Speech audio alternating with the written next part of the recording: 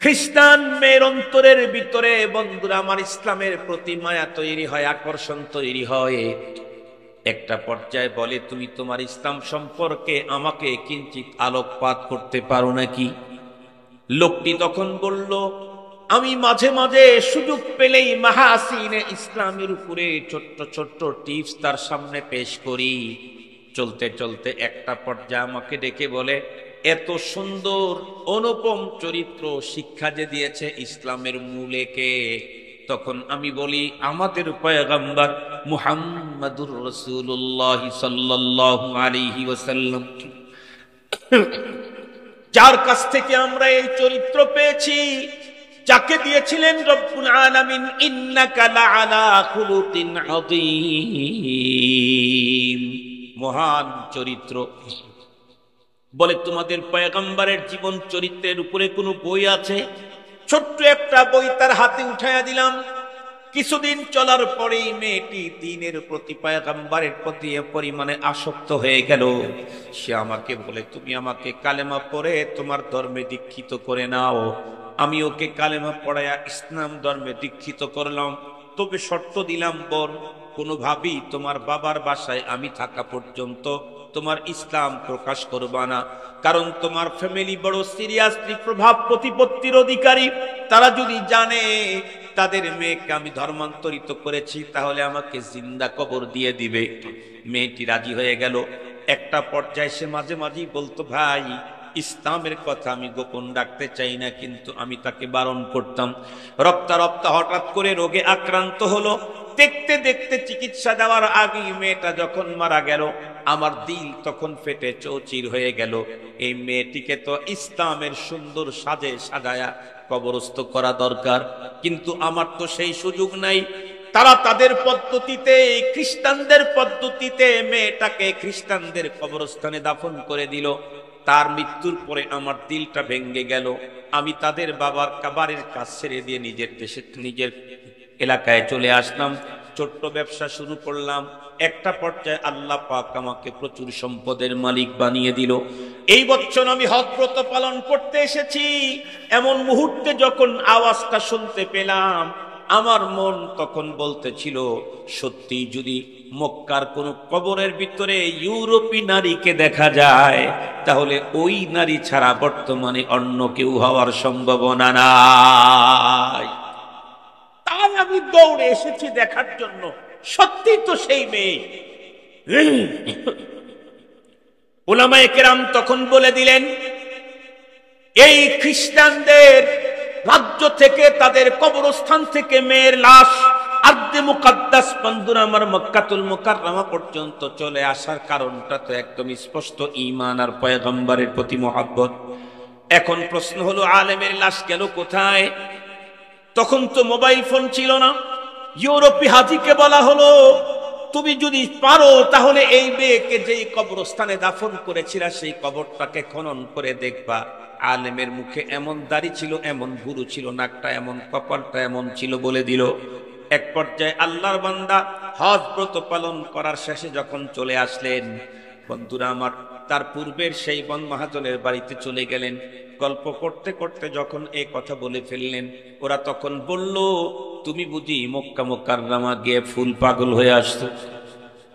খ্রিস্টানদের মেয়ে, তার লাশ যদি স্থানান্তরিত হয় তাহলে খ্রিস্টানদের কোন জমিনে যাবে, তার লাশ কেন মক্কাতুল মুকাররমায় যাবে? উনি সুযোগ পেলেন, উনি বললেন, তাহলে যেহেতু অবিশ্বাস করতেছেন, চলুন চলেন যাই, একটু তার কবর খনন করে মাটিটা সরাইয়া দেখি। আমি গ্যারান্টি দিলাম আপনার মেয়ের লাশ পাবেন না, কোনো হাড্ডিও পাবেন না। এক পর্যায়ে চলে আসলো। কবর খনন করার পরে সত্যিই তাই, কাফনের কাপড় খোলার পরে দেখা গেল, হ্যাঁ, দাড়িওয়ালা একজন বন্ধুরা আমার মানুষের লাশ, যেমনটি তাকে বলা হয়েছিল তেমনটি। এক পর্যায়ে বন্ধুরা আমার আবার তাকে সেখানেই কবরস্থ করা হলো। মেসেজ পাঠানো হলো মক্কায়। উলামায়ে কেরামের অনুসন্ধানী টিম তৈরি করা হলো। অনুসন্ধানী টিম পুরা মক্কার ঘরে ঘরে অনেক জায়গাতে গিয়ে গিয়ে আলেম সম্পর্কে রিপোর্ট সংগ্রহ করা শুরু করলো। সকলেই একই মেসেজ দিয়ে দিল, এর মতো দিনদার আলেম এই যুগে আমরা মক্কাতে আর একজন দেখি নাই। সব জায়গা থেকে যখন এমনই মেসেজ, শেষ পর্যন্ত সিদ্ধান্ত নিল চলো তার স্ত্রীর কাছে শেষবারের মতো আমরা মেসেজ অনুসন্ধান চালাই। স্ত্রীর কাছে এসে বলল, স্ত্রী কান্না বন্ধুর আমার কণ্ঠে বলল, আমার স্বামী শুধু ইবাদতেই এক নাম্বার ছিলেন না, মুআমালাত মুআশারাত এবং আখলাকেও এক নাম্বার ছিলেন। উলামায়ে কেরাম বললেন, না না, নিঃসন্দেহে কোনো না কোনো জায়গায় ঘাবলা আছে, না হলে তোমার স্বামীকে মুকাদ্দাস জমিনে দাফন করার পরে তার লাশ কেন ইহুদিদের জমিনে যাবে? উনি তখন কেঁদে উঠে বললেন, একটা কথাই আমার বারবার মনে পড়ে। বলে কি? আমার স্বামীর সঙ্গে আমাদের বিশেষ সাক্ষাৎ হওয়ার পরে প্রচন্ড শীতের দিনে যখন ফজরের সালাতের আগে গোসল করার জন্য যাইতাম, কন্টিনিউ উনি একটা কথাই বলতেন, ইসলামের এই সংস্কৃতি আমার চয়েস হয় না। নাউজুবিল্লাহ বলেন মিয়া। আমার কাছে খ্রিস্টানদের এই সিস্টেমটা চয়েস হয়।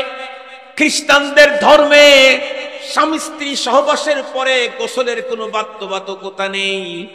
আল্লামা হাকিমুল উম্মত থানবী লিখেছেন, ইস্তেহসানে কুফর ভি কুফর হে, ইস্তেহসানে কুফর ভি কুফর হে।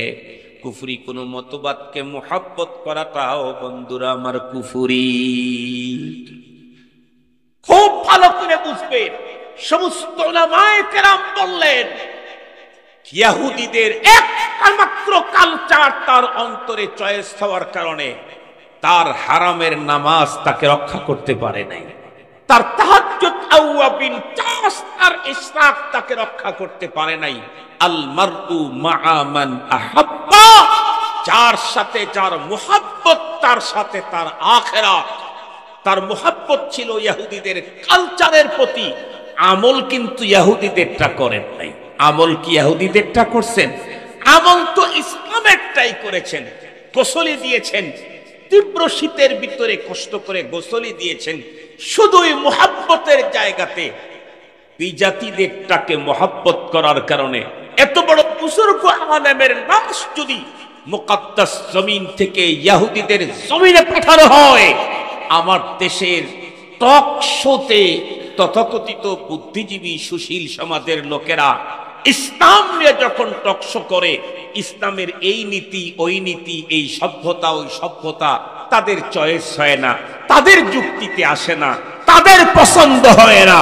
বলুন তো দেখি, এই জাতীয় লোকদেরকে বাইতুল মুকাররম কি বলে, বাইতুল্লাহর ইমাম দিয়ে জানাজা করে মক্কায় দাফন করলেও লাশ কোথায় যাওয়ার সম্ভাবনা তারাই বলে।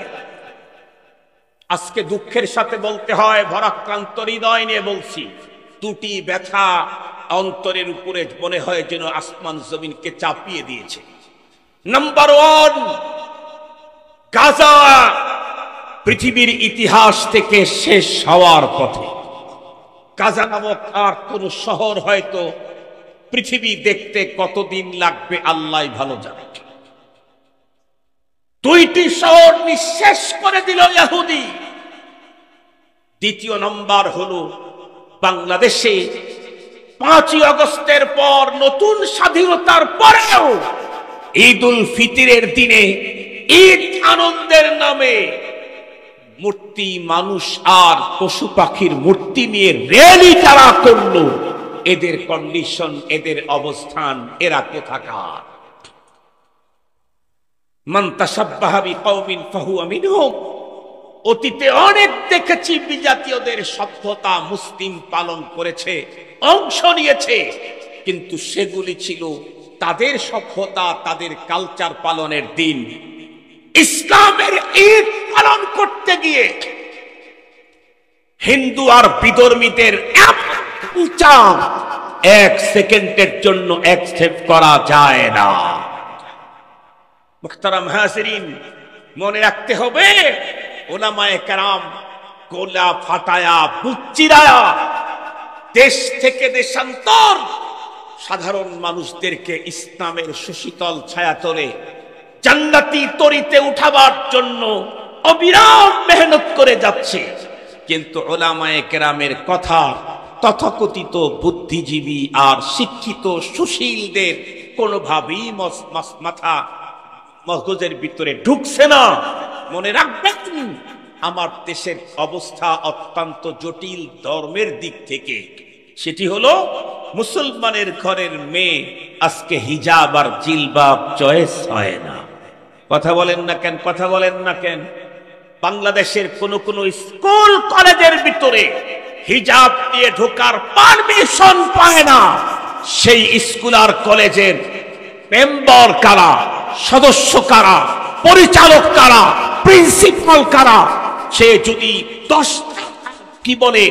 10টা যদি উন্নত মানের মসজিদের প্রতিষ্ঠাতাও হয়ে থাকে, আর তার কলেজে যদি হিজাব আর জিলবাব পরে ঢোকার পারমিশন না থাকে, এতগুলি মসজিদ বানানেওয়ালার কপালে পরপারে জান্নাত জুটবে না। মুহতারাম হাজিরিন, এজন্য এখন থেকেই আমার সন্তান ছোটবেলা থেকেই তাকে নীতি নৈতিকতা শিষ্টাচার ইসলামেরটা মিয়া মিয়া 100 তার মস্তিষ্কে ঢুকাইতে হবে। আমার সন্তানকে ইসলামী কালচারের প্রতি সচেতন করতে হবে। তাকে ইসলামের কালচারের প্রতি এতটাই আবেগী বানাইতে হবে। গাজার মুসলমানদের দিকে তাকায় দেখেন, এক বাচ্চা তার মাকে বলতেছিল, মা আমরা শহীদ হলে তো জান্নাতে যাব। বলে হ্যাঁ। ও মা, জান্নাতে কি খাবার পানির সংকট আছে? মা বললেন, না বাবা, জান্নাতে কোনো খাবার পানির সংকট নাই। শিশু বলে, তাহলে তো শহীদ হয়ে জান্নাতে যাওয়াই পারে। এখানে দুইটা জিনিস লক্ষণীয়।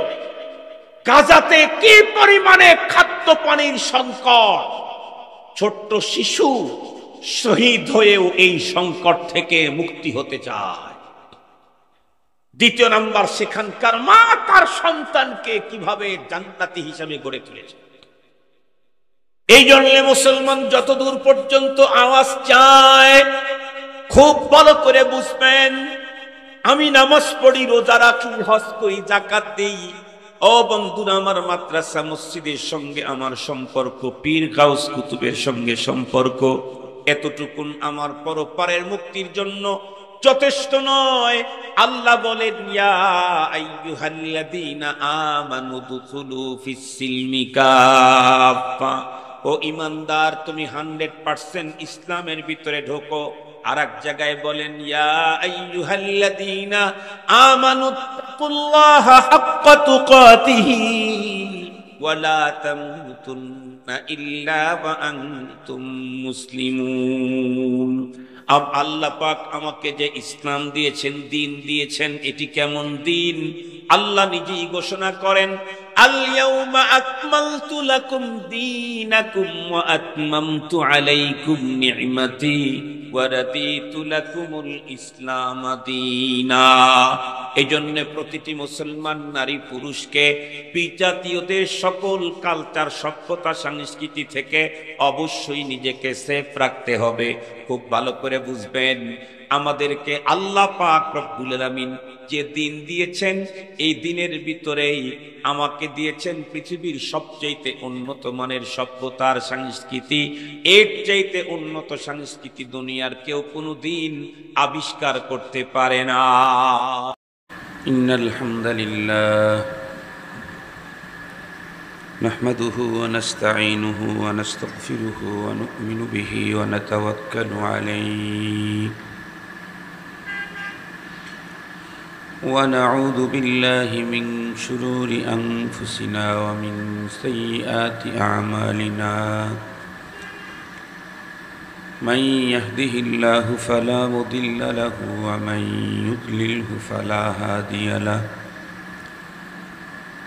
ونشهد أن لا إله إلا الله وحده لا شريك له ونشهد أن سيدنا وسندنا وحبيبنا وشفيعنا وطبيبنا وطبيب قلوبنا وأولانا ومولانا محمدا عبده ورسوله الذي أرسله بالحق إلى الخلق بشيرا ونذيرا وداعيا إلى الله بإذنه وسراجا منيرا. أما بعد فأعوذ بالله من الشيطان الرجيم بسم الله الرحمن الرحيم اليوم أكملت لكم دينكم وأتممت عليكم نعمتي ورضيت لكم الإسلام دينا وقال الله تبارك وتعالى يا أيها الذين آمنوا ادخلوا في السلم كافة ولا تتبعوا خطوات الشيطان إنه لكم عدو مبين وقال نبينا وصفينا وحبيبنا صلى الله عليه وسلم المرء مع من أحب وقال صاحب القرآن صلى الله عليه وسلم من تشبه بقوم فهو منهم أو كما قال عليه الصلاة والسلام صدق الله مولانا العظيم وصدق رسوله النبي الأمي الكريم ونحن على ذلك لمن الشاهدين والشاكرين والذاكرين والحمد لله رب العالمين اللهم صل على سيدنا مولانا محمد وعلى آله وأصحابه وبارك وسلم اللهم صل على محمد النبي الأمي وعلى آله وسلم تسليما اللهم صل على محمد وأنزله المقعد المقرب عندك يوم القيامة يا رب صل وسلم دائما أبدا على حبيبك خير الخلق كلهم الحمد لله ثم الحمد لله আজ 6 এপ্রিল 2025 ইংরেজি রবিবার চট্টগ্রাম কর্ণফুলী বড় উঠান সমাজ কল্যাণ সংস্থার উদ্যোগে আয়োজিত 12তম সালানা তাফসিরুল কোরআন মাহফিলের সদরে ইজলাস সম্মানিত সভাপতি মুআজ্জাজ হযরত বুজুর্গ উলামায়ে কেরাম আজিজ তালাবা বিভিন্ন অঞ্চল থেকে সমাগত সম্মানিত সুধী সর্বপ্রথম মহান আল্লাহ পাকের দরবারে আলিশান লাখো কোটি শুকর যে রব্বে করিম বড় দয়া করে আমাদের হায়াতকে দীর্ঘায়িত করে দীর্ঘ একটি মাস সিয়াম সাধনার পর শাওয়ালুল মুকাররমে শুরুর দিকে দ্বীনের নিসবতে কোরআনে পাকের মোহাব্বতে জান্নাতি আয়োজনে আহলুল্লাহদের মজলিসে আমাদেরকে হাজিরির সুযোগ দিলেন সে মহান সত্তার দরবারে আমরা প্রত্যেকেই শুকরগুজার হচ্ছি জবান খুলে ভক্তি সহকারে মোহাব্বত নিয়ে দিল থেকে আবেগ ভরে উচ্চ কণ্ঠে সকলেই পড়ে নেই আলহামদুলিল্লাহ। সম্মানিত উপস্থিতি, আপনারা সম্ভবত কাবলাল আসর অথবা বাদাল আসর থেকে হযরত উলামায়ে কেরামদের জবানে গুরুত্বপূর্ণ দ্বীনি দিক নির্দেশনামূলক আলোচনা শুনছিলেন। বিলখুসুস আমার আগে দেশের খ্যাতিমান হযরত উলামা মাশায়েখ খুতাবাদের অন্যতম আমাদের শ্রদ্ধাভাজন আল্লামা ফরিদউদ্দিন আল মুবারক সাহেব হুজুর হাফিজাহুল্লাহ তার জবান থেকে অত্যন্ত স্পষ্ট সরি এবং সহি সুন্দর অতীব জরুরি দ্বীনি আলোচনা শুনছিলেন। আমিও হুজুরের আলোচনা শুনতেছিলাম। মুহতারাম হাজিরিন, সম্ভবত আমার পরে আর কোনো আলোচক নেই। শেষ মুহূর্তে আল্লাহ পাক আমাকে আপনাদের খেদমতে উপস্থিত করে দিয়েছেন। আমিও রব্বে করিমের উপরে পূর্ণ আস্থা রেখে কালামুল্লাহ, আল্লাহ পাকের যে শায়ের আছে তার মধ্যে একটা হচ্ছে কালামুল্লাহ।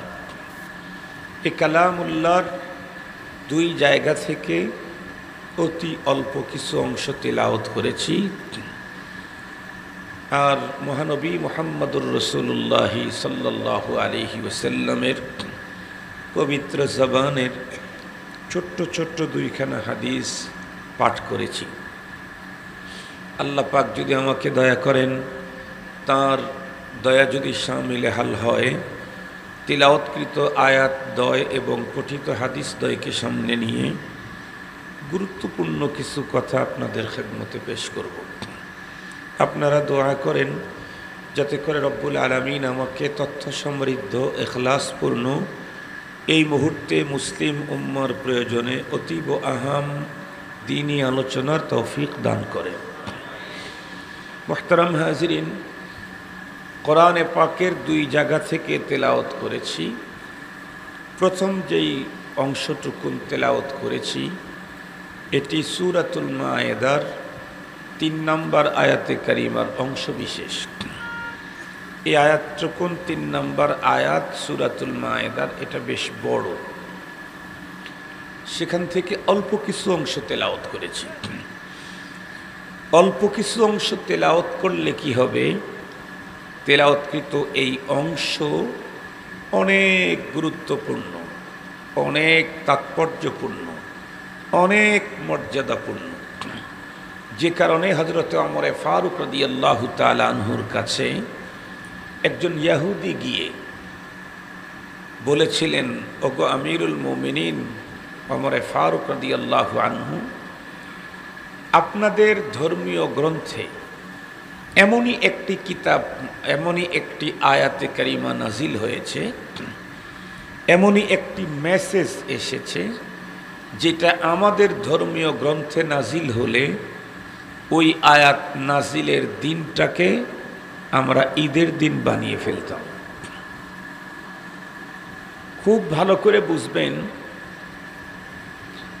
এই আয়াতে কারিমাতে কি এমন মহান ঘোষণা আছে যে ৩০ পারা কোরআনে ৬,০০০-এর উপরে আয়াত। এই আয়াতের প্রতি ইহুদিদের এত ঈর্ষা, এত লালসা। কি বলতেছিল, এই আয়াতটা যদি আমাদের ধর্মীয় গ্রন্থে নাজিল হতো, আমরা এই আয়াত নাজিলের দিনটাকে ঈদের দিন বানিয়ে ফেলতাম। আমিরুল মুমিনিন হযরতে ফারুক আযম রাদিয়াল্লাহু তাআলা আনহু জিজ্ঞাসা করলেন, কোন সে আয়াত? সে তখন বলল, আল ইয়াউমা আকমালতু লাকুম দীনাকুম ওয়া আতমামতু আলাইকুম নি'মাতি ওয়া রাদিতু লাকুমুল ইসলাম দীনা। ফারুক আযম তখন ইহুদিকে ডেকে বললেন, মিয়া শোনো, এই আয়াতটুকুন তোমাদের ধর্মীয় গ্রন্থে নাজিল হলে তোমরা আনন্দের চোটে, খুশির চোটে আয়াত নাজিলের দিনটাকে ঈদের দিন বানিয়ে ফেলতে।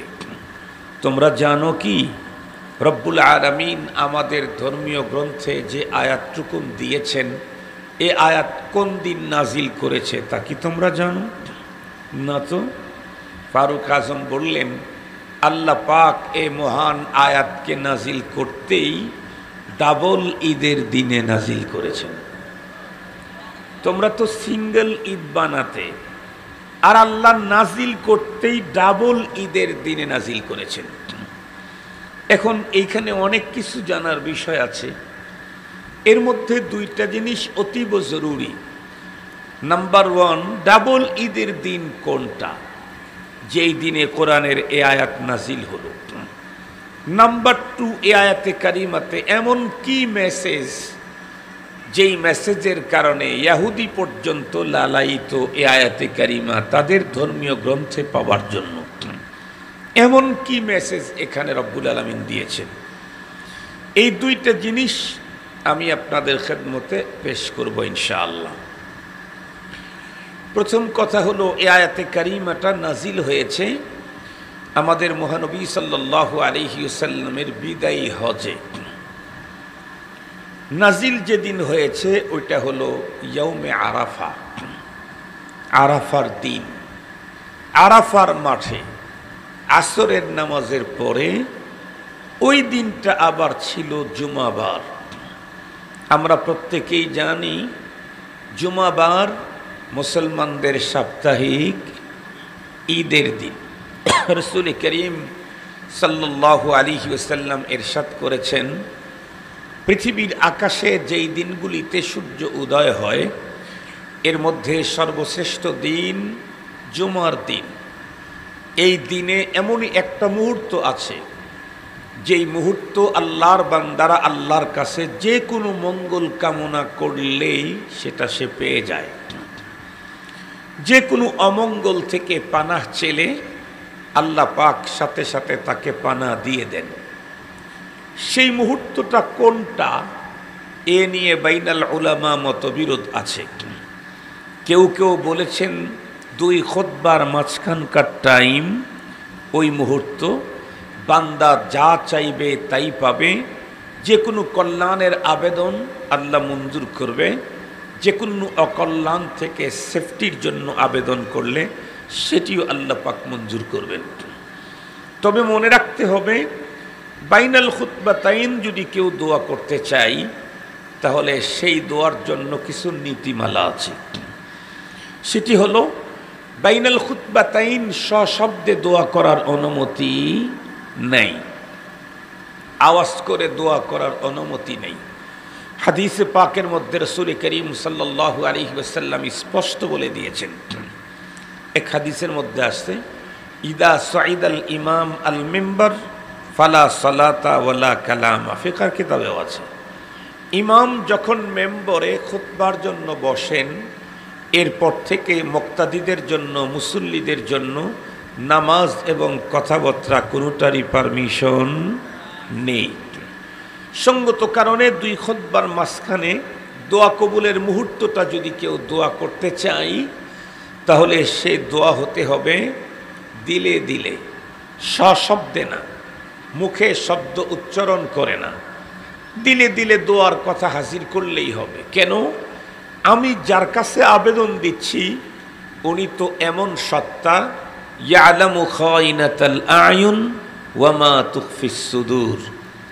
যে মনিবের কাছে আমি দরখাস্ত দিচ্ছি উনি ইয়ালামুল জাহরা ওয়া আখফা, উনি ওপেনও জানেন গোপনও জানেন।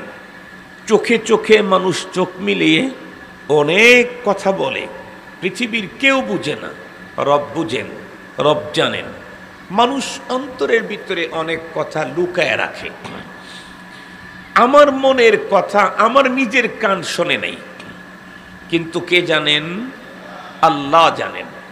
এই প্রসঙ্গে একখানা হাদিস আপনাদেরকে শুনাই।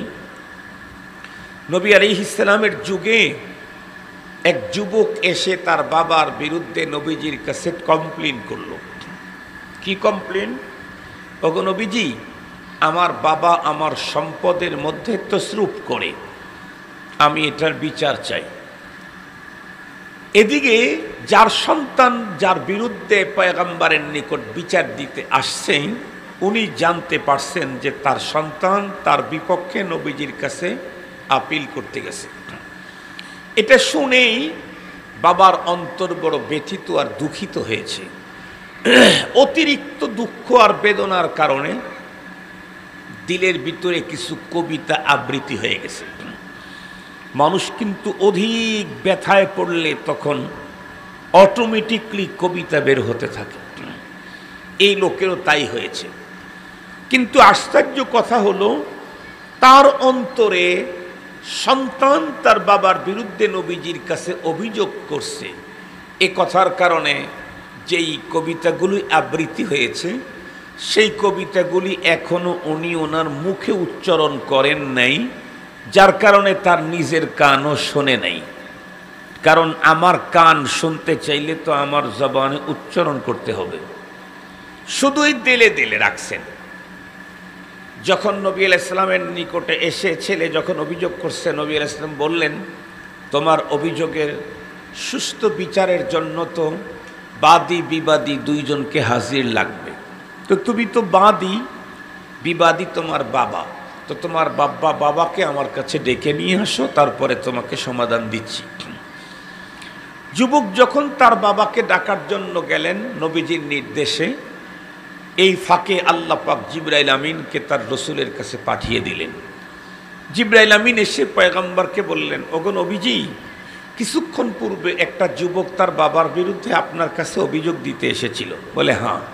আপনি জানেন কি, আপনার কাছে যার সন্তান অভিযোগ দিতে এসেছে সেই বাবা এক মেসেজ পাওয়ার পরে তার দিল দুঃখিত হয়ে আশ্চর্য আবেগী কিছু কবিতা আবৃত্তি করেছে।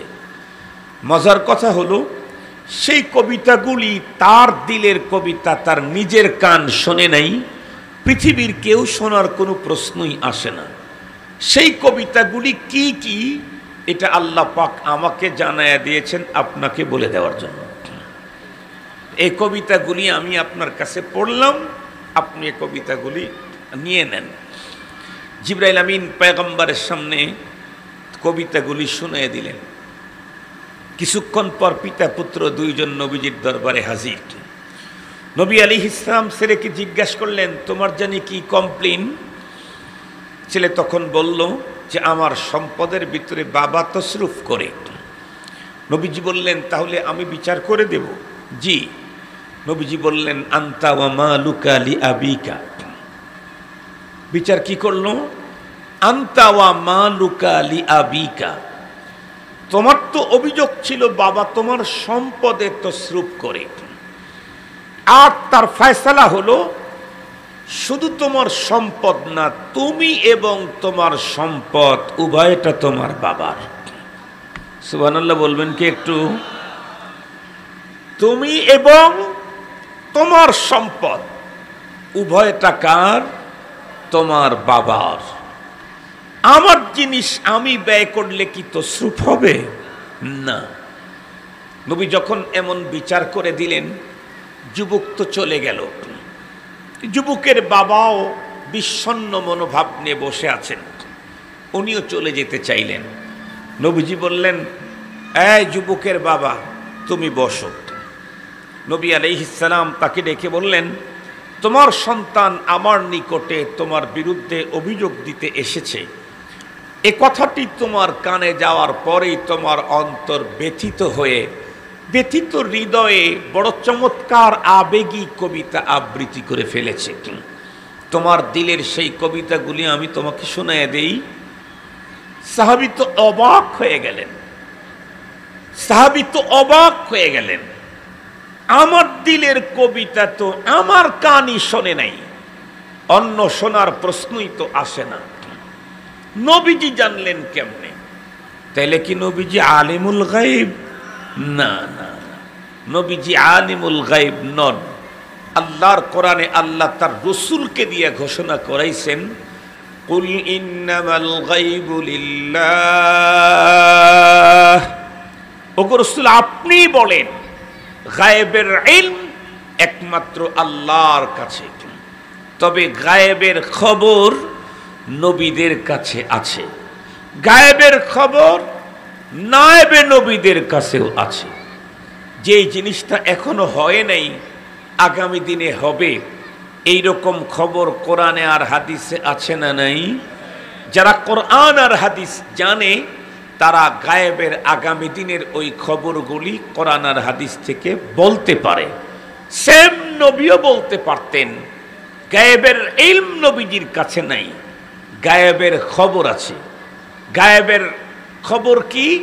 আল্লাহ পাক যেই অদৃশ্য, যেই ঘটনাগুলি ঘটে নাই আগামী দিনে ঘটবে, যেইগুলি আল্লাহ তার রসুলকে মেসেজ করেছেন, খবর দিয়েছেন, সেইগুলি পয়গম্বরের কাছে আছে।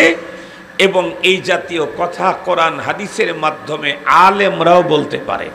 কিয়ামতের আগে এই হবে, এই হবে, এই হবে, এটা তো গায়েব, এটা তো হয় নাই, হবে। সেগুলি উলামায়ে কেরাম বলতে পারে এটা হলো গায়েবের খবর, গায়েবের ইলম।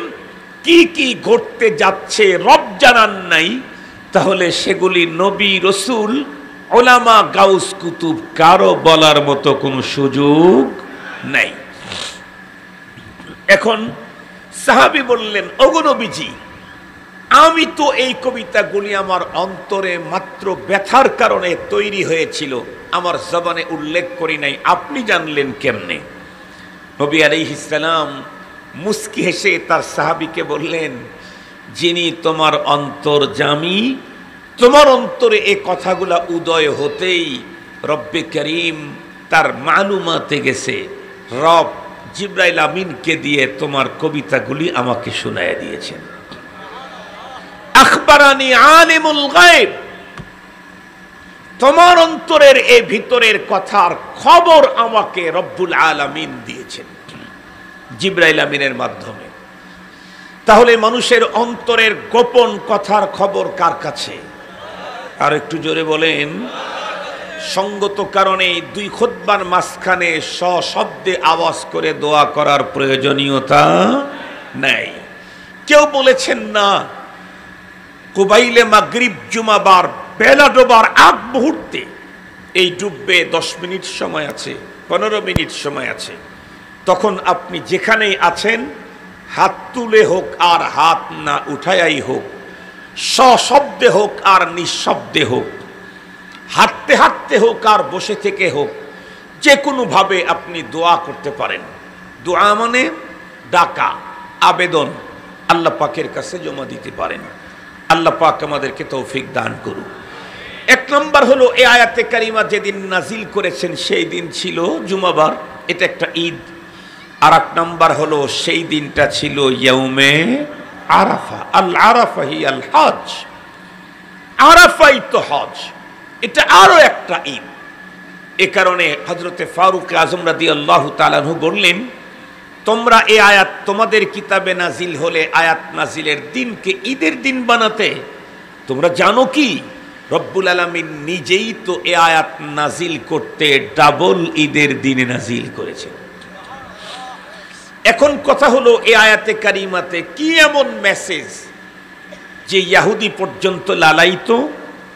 মেসেজটা বলে, তাহলে তরজমা শুনলেই মেসেজটা জানতে পারবেন। আল্লাহ বলেন, আল-ইয়াউমা আকমালতু লাকুম দীনাকুম ওয়া আতমামতু আলাইকুম নি'মাতি ওয়া রাদিতু লাকুমুল ইসলাম দীনা। আল্লাহ বলেন, আল-ইয়াউম, আজকের এই দিন, ইয়াউমে আরাফাতে, এই দিনে তোমাদের জন্য তোমাদের দিনকে পরিপূর্ণ করে দিলাম এবং আমার নেয়ামতকে পূর্ণতা দিলাম। কিয়ামত পর্যন্ত দিন হিসাবে শুধুই ইসলামকে মনোনীত করলাম। সঙ্গত কারণে ইসলাম ছাড়া অন্য কোনো ধর্ম আল্লাহ পাকের কাছে গ্রহণযোগ্য না। আল্লাহর কোরআনে আল্লাহ স্পষ্ট বলেন, وَمَن يَبْتَغِ غَيْرَ الْإِسْلَامِ دِينًا فَلَن يُقْبَلَ مِنْهُ। ইসলাম ছাড়া অন্য কোনো ধর্ম যদি কেউ অবলম্বন করে, অন্বেষণ করে, জিন্দিগিতে কশ্চিন কালেও তা গ্রহণ করা হবে না। সঙ্গত কারণে পৃথিবীর কোনো মানুষ যদি চায় আমার পরপারের জীবনের মুক্তি নিশ্চিত হোক, তাহলে ইসলামের সুশীতল ছায়াতলেই তাকে আসতে হবে। অন্য কোনো ধর্ম, কোনো তন্ত্র মন্ত্র দিয়ে পরপারের জীবনের মুক্তির কোনো সম্ভাবনা নাই। মুহতারাম হাজিরিন, খুব ভালো করে বুঝবেন।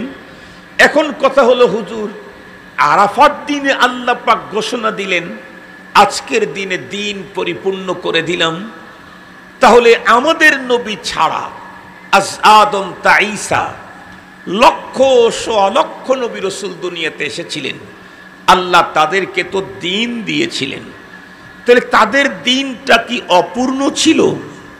এমন প্রশ্ন যদি করেন, তাহলে বিষয়টা সুন্দর করে বোঝাবার জন্য দুইটা কথা আপনাদেরকে আগে বুঝতে হবে। একটা কথা মনে রাখতে হবে, সমস্ত নবীগণের ধর্ম ছিল একটা, তার নাম ইসলাম। একটু কথা বলেন, সমস্ত নবীগণের ধর্ম ছিল একটা, তার নাম ইসলাম। তবে সমস্ত নবীর ধর্মের সংবিধান এক রকমের ছিল না। ধর্মের সংবিধানকে ইসলামের ভাষায়, ধর্মীয় ভাষায় শরীয়ত বলা হয়। হযরত আদম পয়গম্বরের শরীয়ত একরকম, আমাদের নবীর ধর্ম ইসলাম, কিন্তু তার ধর্মের সংবিধান শরীয়তে মুহাম্মাদি, এটা আর এক রকম। কেমন?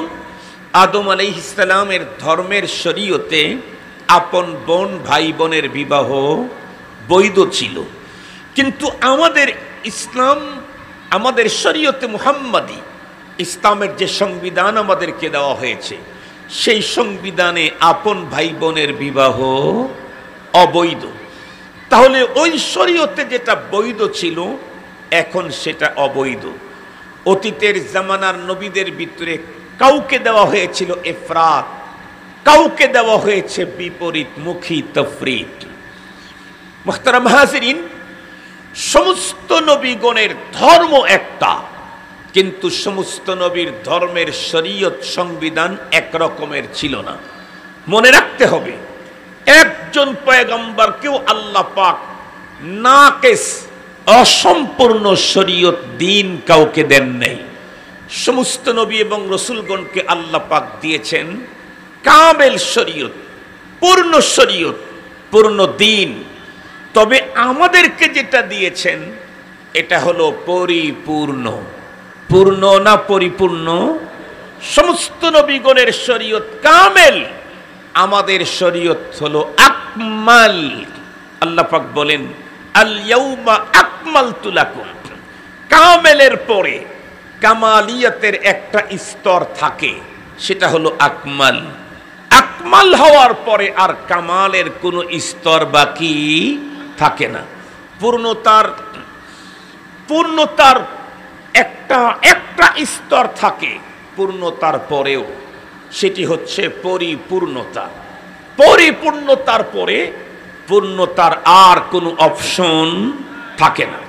সঙ্গত কারণেই এ আয়াতে কারিমা নাজিল হওয়ার পর খোদ রব্বুল আলামিন কোরআন শরীফের ভিতরে আর কোনো বিধি বিধানের আয়াত নাজিল করেন নাই। এই আয়াত নাজিলের পর কেন?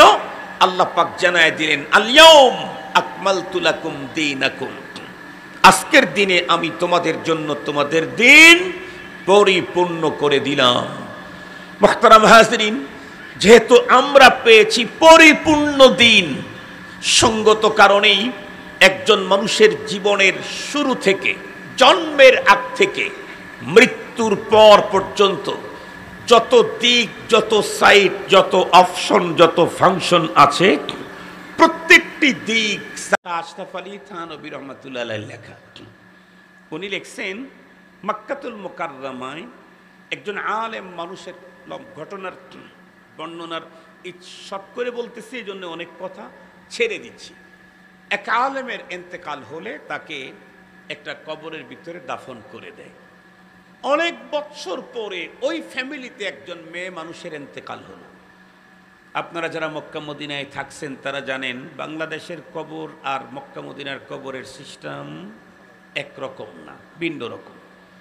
তো দেশে এই এক কবরের ভিতরে দীর্ঘদিন পরে আবার অন্য মানুষকে দাফন করার সিস্টেম অনেক আগের থেকে চালু আছে। তারা চিন্তা করলো আলেমের লাশ এতদিন হয়ে গেছে যে হয়তো তার লাশের কোনো অংশ নাই, থাকলেও দুই চারটা হাড্ডি গুড্ডি থাকতে পারে, ওটা এক জায়গায় জড়ো করে রাখলেই তো হলো। হজের মৌসুম ছিল তখন। এক পর্যায়ে মেয়েটার গোসল করানোর পরে, কাফন পরানোর পরে তার লাশ নিয়ে গেছে কবরস্থানে দাফন করার জন্য। উপর থেকে যখন ঢাকনাটা সরাইয়া দিয়েছে, কবরের উপর থেকে যা সরানো দরকার সেটা সরাইছে। সরানোর পরে দেখে আজীব এক অবস্থা। কি দিব্যি কিছুক্ষণ আগে সদ্য দাফন করা একটা লাশ দেখা যাচ্ছে, মনে হচ্ছে কিছুক্ষণ আগে দাফন করে গেছে। অবাক কাণ্ড, কারণ এটা তো জেনারেল হসপিটাল কবরস্থান না, এটা তো পারিবারিক কবরস্থান, এখানে তো যে কেউ দাফন করতে পারে না। এরপরে কাফনের কাপড়ের দিকে তাকায় লক্ষ্য করে দেখে আরো আশ্চর্য, কি আরব আমিরাতে কাফনের কাপড় যেটা ব্যবহার করা হয়, এই কাফনে সেই কাপড় ব্যবহার করা হয়নি। এরপরে যখন লাশটার যখন চেহারার দিক থেকে কাপড় সরায় ফেলছে, তখন আরো আশ্চর্য, কি এটা কোনো পুরুষের লাশই না, একটা মেয়ে মানুষের লাশ। এরপরে মেয়েটার লাশের দিকে, চেহারার দিকে গভীরভাবে লক্ষ্য করে দেখতেছে, এটা আরবের কোনো মানুষের মতো মনে হচ্ছে না, এটা ইউরোপিয়ান মানুষের মতো মনে হচ্ছে। আপনারা সহজে বুঝবার জন্য বলি, নাইজেরিয়ার মানুষদের কালার দেখলেই বোঝা যায়। জিজ্ঞাসা করা দরকার আছে যে আপনার বাড়ি কোন দেশে? জিজ্ঞাসা করা দরকার নেই। মালয়েশিয়ার, ইন্দোনেশিয়া, কথা বলেন না কেন? মালয়েশিয়ার, ইন্দোনেশিয়া দেখলেই বোঝা যায় এটা মালাই। ইন্দোনেশিয়ার এই বডি দেখলেই, ফিটনেস দেখলেই বোঝা যায় কি এটা ইন্দোনেশিয়ার। ওই মহিলার চেহারা দেখে বুঝে ফেলছে। এখন কথা হলো, কাফনের যে কাপড় ব্যবহার করা হয়েছে, এটাও ইসলামী কোনো পদ্ধতিতে ব্যবহার করা হয়নি। অনেকগুলি প্রশ্ন এক জায়গায়, মুহূর্তের ভিতরে খবর ছড়ে গেল। ইউরোপের হাজিদের ভিতরে একজন হাজির কানে এ মেসেজ গেলে হাজিটা দৌড়ায় চলে আসলো। হাজার লোকের ভিড়কে ছেদ করে কবরের সামনে গিয়ে এক নজর তাকায়াই বলল উপস্থিতদেরকে, আপনারা খামোশ হন, এই মেয়ের খবর আমার কাছে আছে। সবাই ভাবলো হয়তো উনি হজে আসছেন, উনি সাথে করে নিয়ে আসছিলেন, মারা গেছে, উনি এখানে দাফন করে গেছেন। উনি বললেন, শুনেন, আমি এই মেয়েটাকে চিনি। তো কি, কেমনে কি হলো বলো? তো এই মেয়েটা ইউরোপের এক সম্ভ্রান্ত ইয়াহুদি পরিবারের মেয়ে। আরো প্রশ্ন, ইয়াহুদি পরিবারের মেয়ের লাশ এখানে কেন?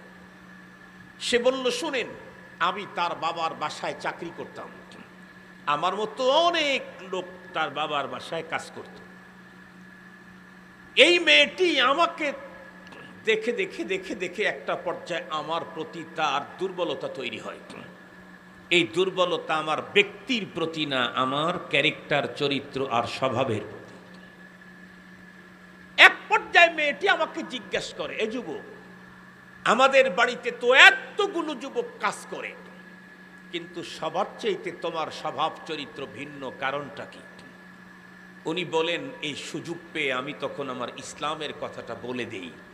আমি বলি তখন, বোন, সকলেই ভিন্ন ধর্মের মানুষ, আমি একটা ভিন্ন ধর্মের মানুষ। কোন ধর্ম তোমার? ইসলাম। তোমার ইসলাম কি তোমাকে এই চরিত্র শিখিয়েছে? উনি বলেন, আমি তখন বলি, জি, ইসলাম তো এত সুন্দর, যার 100 ভাগের 10 ভাগ সৌন্দর্য আমি আমার ভিতরে আনতে পারি নাই, আরো 90 ভাগ ইসলামের সৌন্দর্য এখনো আমার অনাদায়ী রয়ে গেছে। এ কথা বলার কারণে খ্রিস্টান মেয়ের অন্তরের ভিতরে, বন্ধুরা আমার, ইসলামের প্রতি মায়া তৈরি হয়, আকর্ষণ তৈরি হয়। একটা পর্যায়ে বলে, তুমি তোমার ইসলাম সম্পর্কে আমাকে কিঞ্চিত আলোকপাত করতে পারো নাকি? লোকটি তখন বলল, আমি মাঝে মাঝে সুযোগ পেলেই মাহাসিনে ইসলামের উপরে ছোট্ট ছোট্ট টিপস তার সামনে পেশ করি। চলতে চলতে একটা পর্যায়ে আমাকে ডেকে বলে, এত সুন্দর অনুপম চরিত্র শিক্ষা যে দিয়েছে ইসলামের মূলে কে? তখন আমি বলি, আমাদের পয়গম্বর মুহাম্মাদুর রাসূলুল্লাহ সাল্লাল্লাহু আলাইহি ওয়াসাল্লাম, যার কাছ থেকে আমরা এই চরিত্র পেয়েছি, যাকে দিয়েছিলেন রব্বুল আলামিন, ইন্নাকা লাআলা খুলুকিন আযীম, মহান চরিত্র। বলে, তোমাদের পয়গম্বরের জীবন চরিত্রের উপরে কোনো বই আছে? ছোট্ট একটা বই তার হাতে উঠাইয়া দিলাম। কিছুদিন চলার পরেই মেয়েটি দ্বীনের প্রতি, পয়গম্বরের প্রতি পরিমাণে আসক্ত হয়ে গেল। সে আমাকে বলে, তুমি আমাকে কালেমা পড়ে তোমার ধর্মে দীক্ষিত করে নাও। আমি ওকে কালেমা পড়াইয়া ইসলাম ধর্মে দীক্ষিত করলাম, তবে শর্ত দিলাম, বোন, কোনোভাবেই তোমার বাবার বাসায় আমি থাকা পর্যন্ত তোমার ইসলাম প্রকাশ করবা না, কারণ তোমার ফ্যামিলি বড় সিরিয়াসলি প্রভাব প্রতিপত্তির অধিকারী। তারা যদি জানে তাদের মেয়েকে আমি ধর্মান্তরিত করেছি, তাহলে আমাকে জিন্দা কবর দিয়ে দিবে। মেয়েটি রাজি হয়ে গেল। একটা পর্যায়ে সে মাঝে মাঝেই বলতো, ভাই, ইসলামের কথা আমি গোপন রাখতে চাই না, কিন্তু আমি তাকে বারণ করতাম। রপ্তা রপ্তা হঠাৎ করে রোগে আক্রান্ত হলো। দেখতে দেখতে চিকিৎসা দেওয়ার আগেই মেয়েটা যখন মারা গেল, আমার দিল তখন ফেটে চৌচির হয়ে গেল। এই মেয়েটিকে তো ইসলামের সুন্দর সাজে সাজায়া কবরস্থ করা দরকার, কিন্তু আমার তো সেই সুযোগ নাই। তারা তাদের পদ্ধতিতে, খ্রিস্টানদের পদ্ধতিতে মেয়েটাকে খ্রিস্টানদের কবরস্থানে দাফন করে দিল। তার মৃত্যুর পরে আমার দিলটা ভেঙে গেল। আমি তাদের বাবার কাবারের কাজ ছেড়ে দিয়ে নিজের দেশে, নিজের এলাকায় চলে আসলাম। ছোট্ট ব্যবসা শুরু করলাম। একটা পর্যায়ে আল্লাহ পাক আমাকে প্রচুর সম্পদের মালিক বানিয়ে দিল। এই বছর আমি হজ ব্রত পালন করতে এসেছি। এমন মুহূর্তে যখন আওয়াজটা শুনতে পেলাম, আমার মন তখন বলতেছিল, সত্যি যদি মক্কার কোন কবরের ভিতরে ইউরোপী নারীকে দেখা যায়, তাহলে ওই নারী ছাড়া বর্তমানে অন্য কেউ হওয়ার সম্ভাবনা নাই। তাই আমি দৌড়ে এসেছি দেখার জন্য। সত্যি তো সেই মেয়ে। উলামায়ে কেরাম তখন বলে দিলেন, এই খ্রিস্টানদের রাজ্য থেকে, তাদের কবরস্থান থেকে মেয়ের লাশ আরদে মুকাদ্দাস বন্ধুরা আমার মক্কাতুল মুকাররমা পর্যন্ত চলে আসার কারণটা তো একদম স্পষ্ট, ঈমান আর পয়গম্বরের প্রতি মহব্বত। এখন প্রশ্ন হলো, আলেমের লাশ গেল কোথায়? তখন তো মোবাইল ফোন ছিল না। ইউরোপী হাজিকে বলা হলো, তুমি যদি পারো তাহলে এই মেয়েকে যেই কবরস্থানে দাফন করেছিল সেই কবরটাকে খনন করে দেখবা। আলেমের মুখে এমন দাড়ি ছিল, এমন ভুরু ছিল, নাকটা এমন, কপালটা এমন ছিল, বলে দিল। এক পর্যায়ে আল্লাহর বান্দা হজ ব্রত পালন করার শেষে যখন চলে আসলেন, বন্ধুরা আমার, তার পূর্বের সেই বন মহাজনের বাড়িতে চলে গেলেন। গল্প করতে করতে যখন এই কথা বলে ফেললেন, ওরা তখন বলল, তুমি বুঝি মক্কা মুকাররমা গিয়ে ফুল পাগল হয়ে আসতো? খ্রিস্টানদের মেয়ে, তার লাশ যদি স্থানান্তরিত হয় তাহলে খ্রিস্টানদের কোন জমিনে যাবে, তার লাশ কেন মক্কাতুল মুকাররমায় যাবে? উনি সুযোগ পেলেন, উনি বললেন, তাহলে যেহেতু অবিশ্বাস করতেছেন, চলুন চলেন যাই, একটু তার কবর খনন করে মাটিটা সরাইয়া দেখি।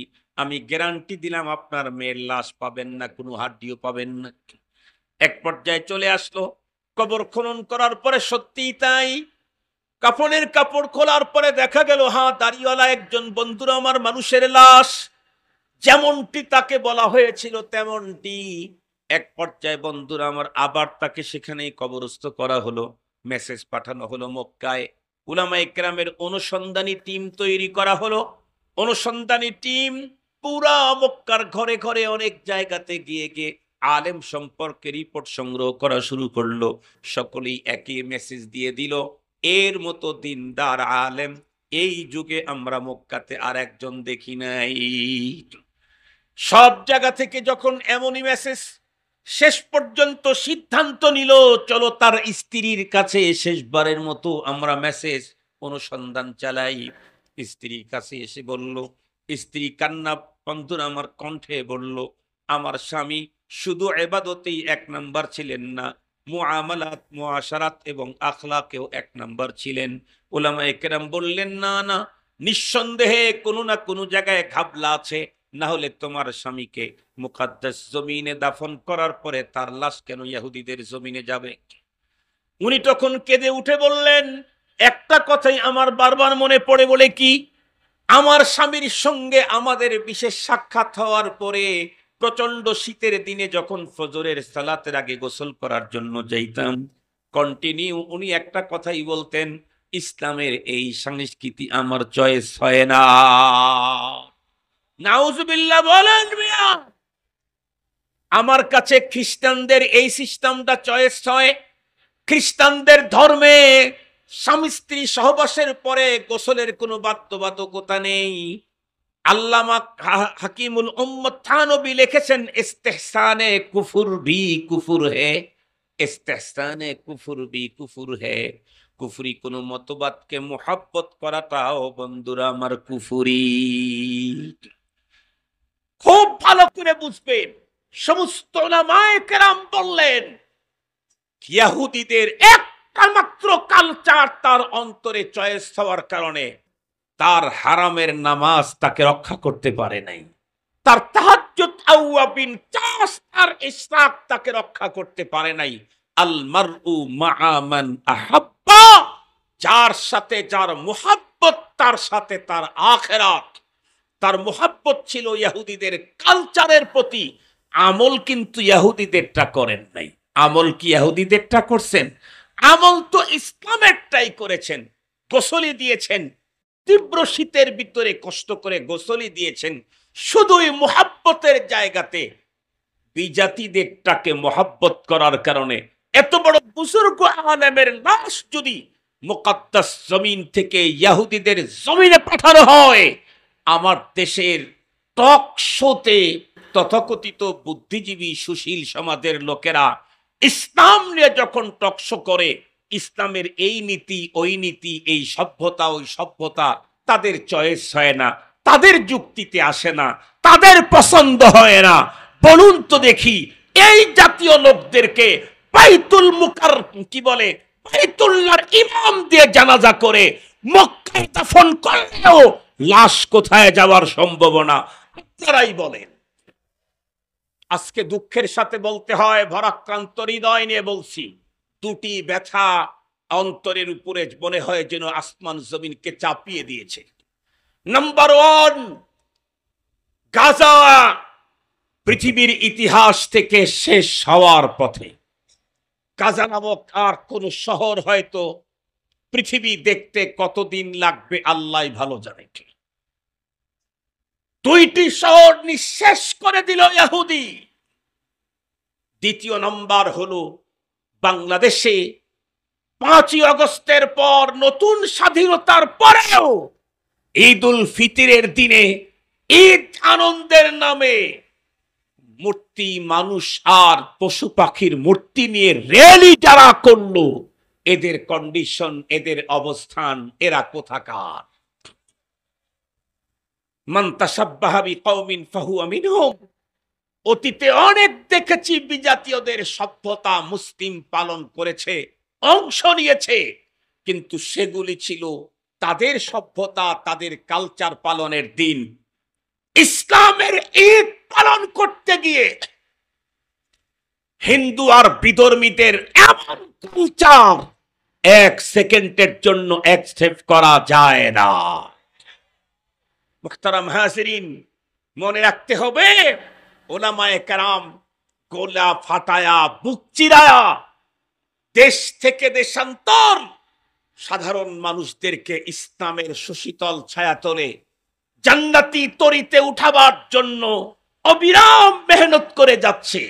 কিন্তু ওলামায়ে কেরামের কথা তথাকথিত বুদ্ধিজীবী আর শিক্ষিত সুশীলদের কোনোভাবেই মাথা মগজের ভিতরে ঢুকছে না। মনে রাখবেন, আমার দেশের অবস্থা অত্যন্ত জটিল ধর্মের দিক থেকে। সেটি হলো, মুসলমানের ঘরের মেয়ে আজকে হিজাব আর জিলবাব চয়েস হয় না। কথা বলেন না কেন? কথা বলেন না কেন? বাংলাদেশের কোন কোন স্কুল কলেজের ভিতরে হিজাব নিয়ে ঢোকার পারমিশন পায় না। সেই স্কুল আর কলেজের মেম্বার কারা, সদস্য কারা, পরিচালক কারা, প্রিন্সিপাল কারা? সে যদি 10টা যদি উন্নত মানের মসজিদের প্রতিষ্ঠাতাও হয়ে থাকে, আর তার কলেজে যদি হিজাব আর জিলবাব নিয়ে ঢোকার পারমিশন না থাকে, এতগুলি মসজিদ বানানেওয়ালার কপালে পরপারে জান্নাত জুটবে না। মুহতারাম হাজিরিন, এজন্য এখন থেকেই আমার সন্তান ছোটবেলা থেকেই তাকে নীতি, নৈতিকতা, শিষ্টাচার, ইসলামেরটা মিয়া 100 তার মস্তিষ্কে ঢুকাইতে হবে। আমার সন্তানকে ইসলামী কালচারের প্রতি আসক্ত তৈরি করতে হবে। তাকে ইসলামের কালচারের প্রতি এতটাই আবেগী বানাইতে হবে। গাজার মুসলমানদের দিকে তাকায় দেখেন, এক বাচ্চা তার মাকে বলতেছিল, মা আমরা শহীদ হলে তো জান্নাতে যাব। বলে, হ্যাঁ। ও মা, জান্নাতে কি খাবার পানির সংকট আছে? মা বললেন, না বাবা, জান্নাতে কোনো খাবার পানির সংকট নাই। শিশু বলে, তাহলে তো শহীদ হয়ে জান্নাতে যাওয়াই ভালো। এখানে দুইটা জিনিস লক্ষণীয়। গাজাতে কি পরিমাণে খাদ্য পানির সংকট, ছোট্ট শিশু শহীদ হয়েও এই সংকট থেকে মুক্তি হতে চায়। দ্বিতীয় নাম্বার, সেখানকার মা তার সন্তানকে কিভাবে জান্নাতি হিসাবে গড়ে তুলেছে। এই জন্য মুসলমান যতদূর পর্যন্ত আওয়াজ যায় খুব ভালো করে বুঝবেন। আমি নামাজ পড়ি, রোজা রাখি, হজ করি, যাকাত দেই, ও বন্ধুরা আমার, মাদ্রাসা মসজিদের সঙ্গে আমার সম্পর্ক, পীর গাউস কুতুবের সঙ্গে সম্পর্ক, এতটুকুন আমার পরপারের মুক্তির জন্য যথেষ্ট নয়। আল্লাহ বলেন, ইয়া আইয়ুহাল্লাযীনা আমানু দুখুলু ফিস-সিলমি কাফা, ও ঈমানদার তুমি 100% ইসলামের ভিতরে ঢোকো। আর এক জায়গায় বলেন, ইয়া আইয়ুহাল্লাযীনা আমানুত্তাকুল্লাহা হাক্কা তুকাতিহি ওয়া লা তামুতুন্না ইল্লা ওয়া আনতুম মুসলিমুন।